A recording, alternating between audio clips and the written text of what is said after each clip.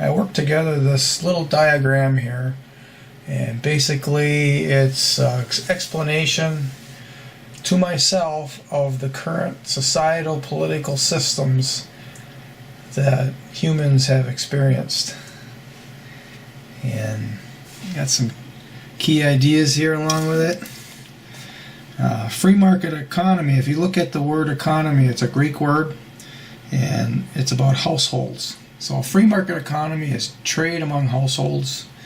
We should know that money equals power over others. Resources, the amount of available biological energy. There is a limit. And the all ever present triangle with a peak at the top signifies hierarchy. So these are the four systems that we see, that we have experienced here of late. And I'm going to give you just a quick few arrows pointing around here to kind of signify just exactly what is happening with energy flows. It's all about biological energy, because the Earth has a certain amount of energy and it is limited. And to break that down a little bit more, there is two ways to describe it. One is there is a surplus. Then there is that which produces the surplus.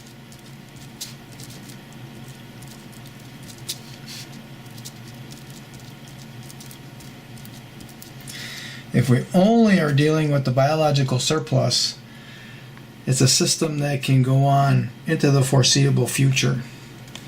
But if it's a system that is eating away all the surplus and also taking what produces the surplus, obviously there is at some point not going to be a surplus, and of course then there isn't going to be enough for everybody of this biological energy, which including in the biological energy would be the production of food. So there won't be enough food produced if we take what produces the surplus biological energy. So here we have fascism, and that basically is a governmental system that bypasses the people. The energy, but the Earth's energy bypass, there's a lot of lines that come up here to feed the top, and maybe a couple of them will filter through the people here, but there are more lines on the outside bypassing the people than there is going through the people. So these are the biological flows.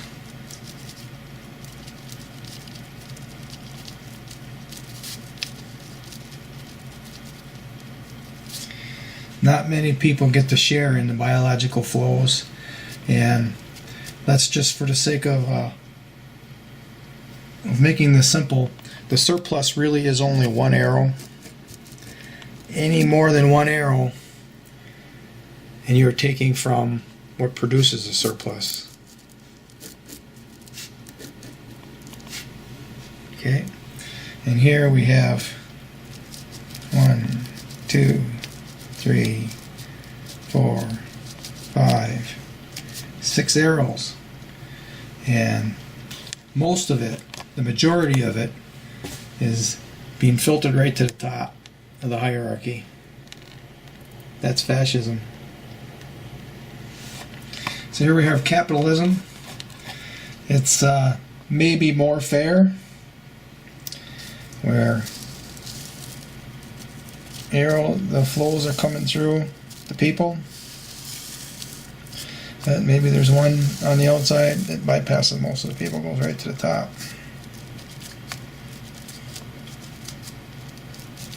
But again, that one arrow. Anything more than one arrow, you're taking from what produces the surplus. And capitalism is very, very guilty of reducing the biological flows. So now we have socialism. This is a system where it's claimed that people have a better shake at it.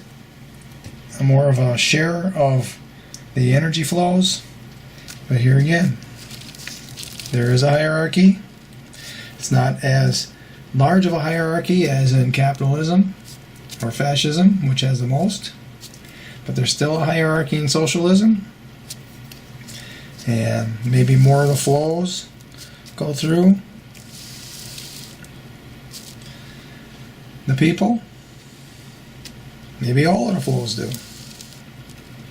So they all get the benefit. But it's the same problem. The system is taking too much of the biological energy. Remember? Only one arrow is the surplus. Okay. We have communism, which a lot of people are claiming today China is communist. They're not communist at all. Don't believe that even for a second. Communism actually has less flows. Still somewhat of a hierarchy, but less flows to the top. More of that goes for the people. Maybe there's little sublines here being spread out. Yeah, let's do that.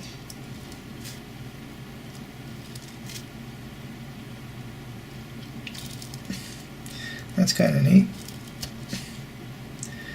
Still getting into the people. But there's a lot less biological energy going into that system. You know, communism is communes. Communes are local. Let's put that on there. Local. Local based. So they are more tied to the local surplus of biological energy flows. Then I got this real little one here at the end. This is the free market economy. Economy is the key word here. Economy. I gotta spell this right. Okay. This is a trade amongst households. Households only getting their biological energy from their housing area, their immediate area. So you get some of these people saying free market capitalism. I'm here to tell you,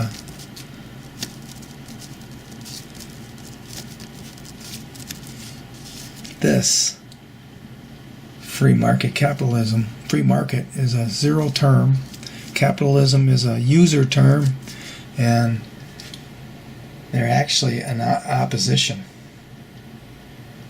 Capitalism does not result in a free market economy. So these are just some thoughts I've been having trying to work it all out.